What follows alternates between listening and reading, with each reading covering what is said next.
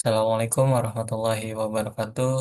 Perkenalkan, nama saya Dede Robi Firdaus dengan NIM 44230 125 dari kelas 446F05 Kaliabang. Yang terhormat Bapak Agung Putra Mulyana, STR Ikom MIkom, selaku dosen pembimbing mata kuliah digital video streaming. Eh, Pada tugas UTS kali ini saya akan mempresentasikan sebuah penelitian saya yaitu tentang analisis konten mukbang di platform TikTok.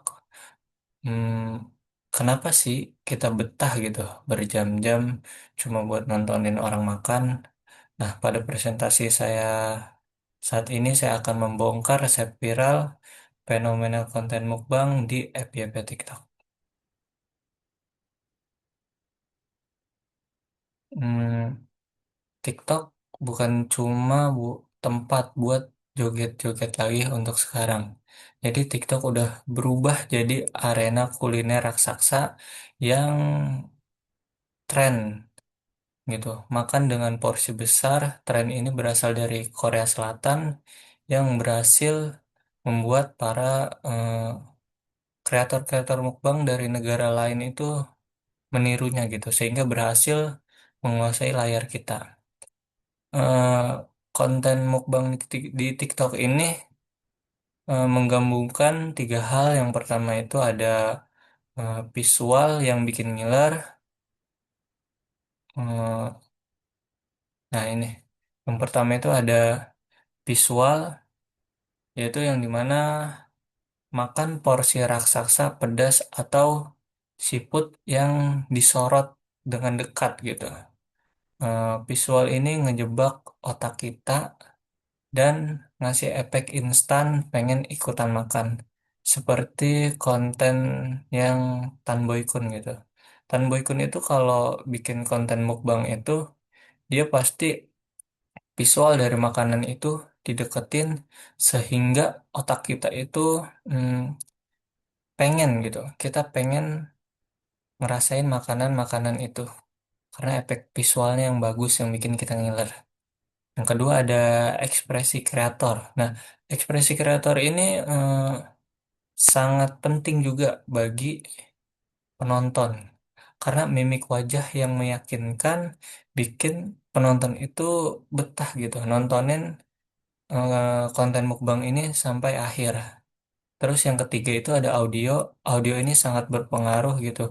Yang dimana suara-suara kunyahan, suara kunyah, renyah, crunchy, atau suara mendesis saat masak itu membawa kita sebagai penonton itu secara tidak langsung itu sensorik gitu.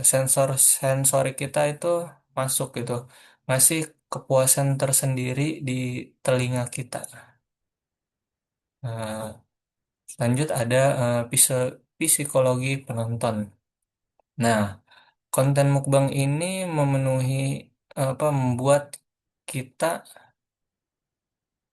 konten mukbang ini ada tiga yang memenuhi kebutuhan kita. Kenapa sih kita menonton konten mukbang ini? Yang pertama itu ada usir bosan. Nah, kita itu sering cari hiburan. Contoh sebelum makan atau saat menemani kita makan. Nah, terkadang tuh kita pengen nih makan. Nah, biar nafsu lagi kita nonton tuh konten mukbang supaya kita nggak hanya sekedar makan gitu. Kita juga menikmati makanan itu dengan menonton konten mukbang dengan visual yang bagus, audio yang bagus, seperti itu. Jadi buat cari hiburan instan dan ringan buat ngelepasin penat kita. Yang kedua ada ikut tren. Biar nggak ketinggalan tren makanan viral atau challenge yang lagi rame.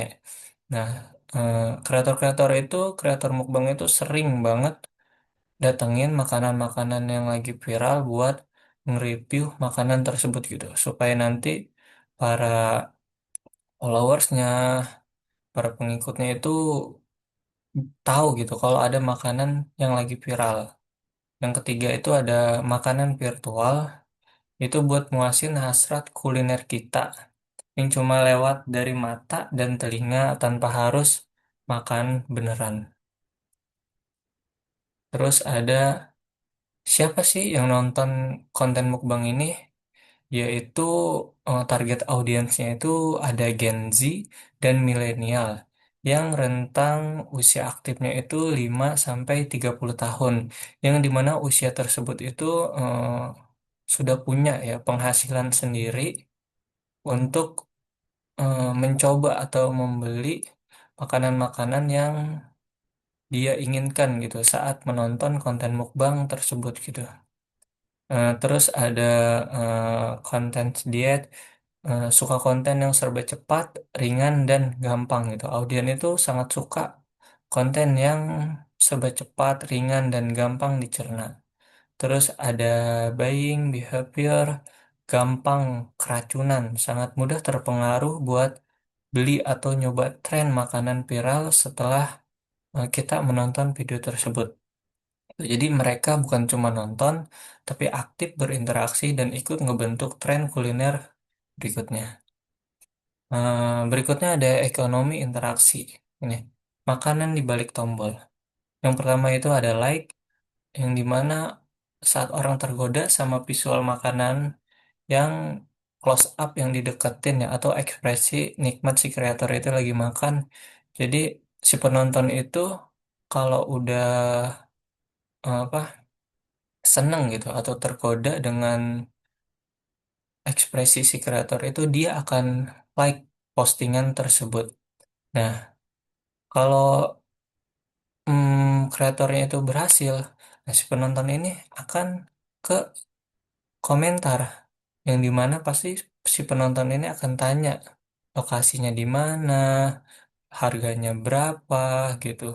Terus si konten kreator si apa penonton ini pasti tergiur gitu dengan porsinya yang terlihat enak. Nah, lanjut ada tombol share. Nah, tombol share ini artinya si penonton ini udah melewati dua tahap, yaitu dia sudah like, sudah komen, dan kalau berhasil si penonton ini akan share gitu, ngasih tahu ke teman-temannya, gila, lu harus lihat nih makanan yang lagi viral gitu, supaya eh, kita semua atau teman-teman yang lain itu merasakan dan tahu gitu. Dan kemudian ada tombol simpan atau save, itu buat referensi kuliner, kuliner weekend nanti atau buat ditonton ulang pas jam makan. Next yaitu ada pola komunikasi meledak dan meledak meledak versus merayap. Yang pertama ada one day, yang dimana konten ini meledak dalam waktu 24 jam pertama. Senjata utamanya itu makanan ekstrim, challenge super pedas, makanan super viral. Yang kita tahu di mana kreator-kreator mukbang itu sangat suka makanan-makanan ekstrim dan challenge pedas gila, yang dimana para audiens penontonnya itu akan cepat mencari info tersebut gitu. Gila-gila, dan boyku nih lagi makan, lagi coba makanan viral yang pedas kayak gitu. Terus ada efek psikologi, memicu rasa penasaran tingkat tinggi secara instan, seperti challenge pedas yang gila tadi, itu akan memicu penasaran yang tinggi secara instan. Terus yang kedua itu ada yang merayap ini ada today, tumbuh pelan tapi stabil. Senjata utamanya itu ada storytelling, review jujur, interaksi personal. Terus ada efek psikologinya itu penonton stay bukan cuma demi makanan tapi karena cerita dan ikatan emosional sama kreatornya. Next, yaitu ada mesin FYP. Kenapa mukbang gampang viral? Yang pertama itu ada hook. Hook itu memanjakan mata kita gitu dari visualnya, suaranya yang bikin penonton itu betah gitu nontonin lama-lama si konten kreator mukbang itu gitu. Yang kedua itu ada signal, yaitu penonton itu nungguin kreator ngabisin makanan. Video ditonton sampai habis, sampai si kreator itu tuh ngabisin makanan tersebut gitu. Nah, terus ada algoritma TikTok, The Engine. Algoritma TikTok ini ngebaca secara konten super menarik gitu. Terus ada video disebarluaskan ke FYP jutaan orang tanpa peduli jumlah followers dari kreator tersebut gitu. Terus ada resep sempurna viral TikTok. Nah, di sini tuh ada tiga unsur utama. Jadi demukbang fenomena ini ada tiga unsur utama. Yang pertama itu ada audiens aktif, yang dimana penonton yang secara sadar itu nyari hiburan tren kuliner. Yang kedua ada konten sensorik, kombinasi visual, close up, dan audio yang memanjakan otak kita. Yang ketiga itu ada algoritma TikTok, ada mesin interest graphy yang mendekati resistensi tinggi.